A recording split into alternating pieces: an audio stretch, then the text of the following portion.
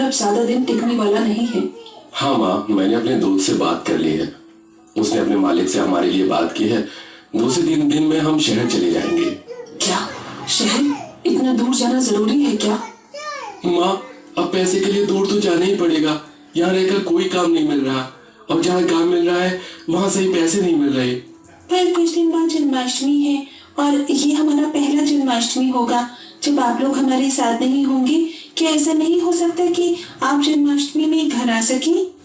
भाभी, किसका मन नहीं करता कि वो त्योहार अपने घर वालों के साथ मनाए, पर हमारी नई जॉब है, हम काम छोड़कर नहीं आ सकते, और इस समय हमारा शहर जाना बहुत जरूरी है।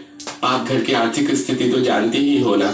अगर ऐसी बात है तो ठीक है, आप पांचों आराम से शहर चली जाओ। हम पांचों देवरानी जेठानी मिलकर बाजी का ख्याल रख लेंगे। अब आशा के 5 बेटे नौकरी करने के लिए शहर चले जाते हैं और आशा अपने छोटे से घर में अपनी 5 बहू के साथ अकेली रह जाती है। इसी तरह 3 दिन बीत जाते हैं और एक दिन तेज आंधी तूफान आता है। अरे बहू, जल्दी से घर का दरवाजा बंद कर लो, बाहर बहुत तेज आंधी तूफान चल रही है। आशा के कहने पर जैसे ही पूर्वी घर का दरवाजा बंद करने के लिए खड़ी होती है, उसके घर का दरवाजा हवा की वजह से टूट जाता है और घर की थोड़ी सी छत भी टूटकर गिर जाती है। अभी तो बरसात भी नहीं हुई और इस आंधी तूफान में ही हमारे घर की ऐसी बुरी हालत हो गई। माँ जी, मुझे तो बहुत डर लग रहा है। हमारा घर जंगल के पास है, यहाँ अक्सर रात को जानवरों की आवाज आती है, और अब तो हमारा घर भी टूट गया है। कहीं ऐसा न हो कि कोई जंगली जानवर हमारे घर में घुस जाए, क्योंकि हमारे पास तो अभी इतने पैसे भी नहीं है कि हम घर बनवा सके। बहू, इतना मत डर। जंगल के बाहर सिर्फ खुले में मोर यहाँ आते हैं, वो भी बारिश में नाचने के लिए। डर मत, जंगल का कोई भी जानवर जंगल से बाहर नहीं आएगा। हम जानवरों से बिल्कुल सुरक्षित हैं। पर माँ जी, घर तो टूट गया है, बारिश भी होने वाली है, हम इस बारिश में अपना सर कहाँ छुपाएंगे? आशा और उसकी 5 गरीब बहू कुछ सोच पाती कि उससे पहले ही तेज बारिश होने लगती है, और तेज बारिश होने की वजह से एक साथ मोर का झुंड उनके घर के बाहर आ जाता है और बारिश में इधर उधर घूमने लगते हैं।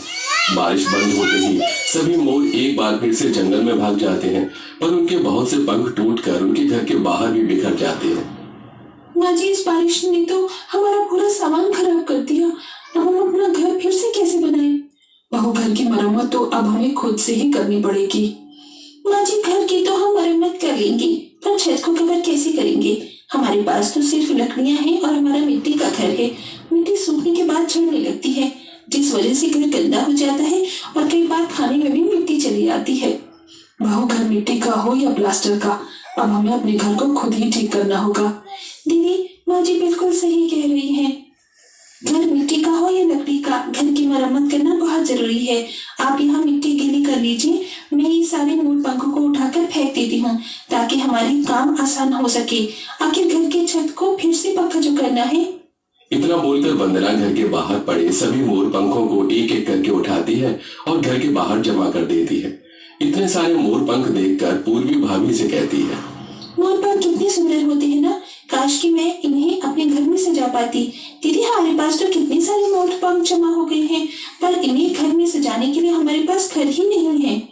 यहाँ हमारे पास घर नहीं है और तुम्हें मोर पंख से घर सजाना है।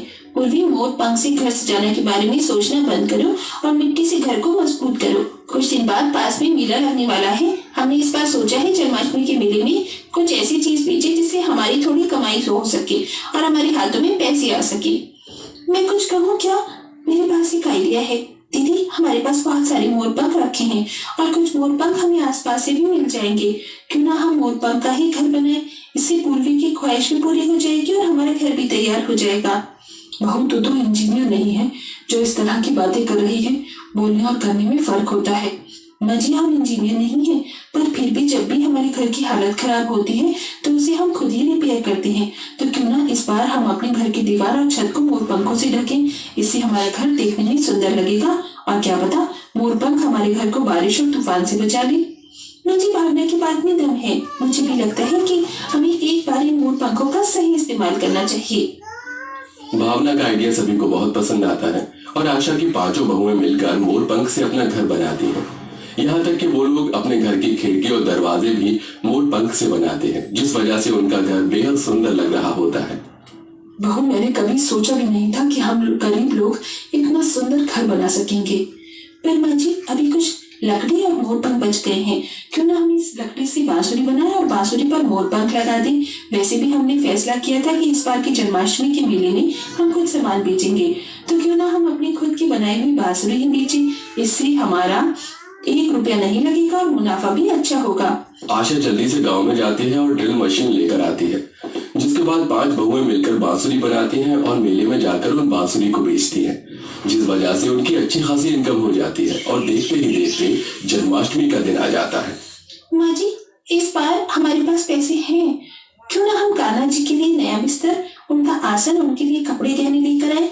और इस बार तो हमने मोर पंख का घर भी बनाया है, जो कि कान्हा जी को सबसे प्रिय है। आशा अपनी 5 बहू से बात कर ही रही होती है कि तभी वो देखती है कि उसके 5 बेटे भी वहां आ गए हैं। अपने 5 बेटों को देखकर आशा बड़ी हैरान होती है और उनसे कहती है, तुम 5 भाई यहाँ अचानक? तुमने तो कहा था कि तुम जन्माष्टमी पर नहीं आ पाओगे। हाँ माँ, हमें लगा था कि हम जन्माष्टमी पर नहीं आ पाएंगे, पर हमारे मालिक ने खुद हमें जन्माष्टमी की छुट्टी दी है और उन्होंने कहा है कि हम सब अपने परिवार के साथ जन्माष्टमी मना सकते हैं, इसलिए हम यहाँ आ गए। अब आशा अपने 5 बेटे और बहू के साथ मिलकर कृष्ण भगवान की पूजा करती है और शाम को वो सब मेले में जाते हैं और रात को घर आकर 12 बजे कृष्ण भगवान को भोग लगाते हैं, उन्हें झूला झुलाते हैं और प्रसाद खाकर अपना व्रत तोड़ते हैं और इस जन्माष्टमी के त्योहार को पूरा परिवार एक साथ मिलकर मनाता है। इस बार सब्जी के खेत